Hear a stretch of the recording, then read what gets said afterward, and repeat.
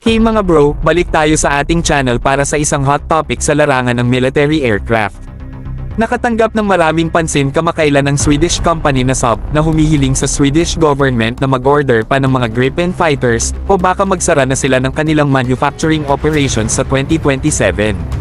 Pero, ang Swedish government ay nasa sitwasyong naghihintay pa rin at iniisip kung ano ang dapat nilang gawin sa mga susunod na taon, lalo na't kamakailan lang silang sumali sa NATO. Ang kakulangan sa order ay maaaring magdulot ng paghina sa kakayahan ng Saab na mag-manufacture ng mga fighter aircraft, lalo na't matagal pa bago dumating ang plano na pagpapalit sa Gripen. Ang kakulangan din ng mga bansa na interesado sa JAS-39E F Gripen maliban sa Sweden at Brazil ay nagiging hadlang sa iba pang bansa na mag-invest sa sasakyang ito, dahil sa panganib na mawala nila ang suporta mula sa Saab kung mawawalan na ito ng kakayahan sa pag-manufacture ng mga fighters.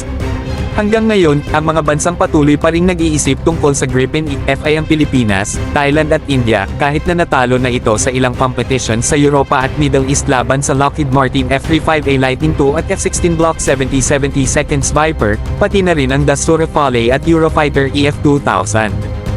Dapat itong isaalang-alang ng Philippine Air Force at ng DND dahil ang supply chain ay isa sa mga pinakamahalagang factor sa pagpili ng bagong multirole fighter ng PAF.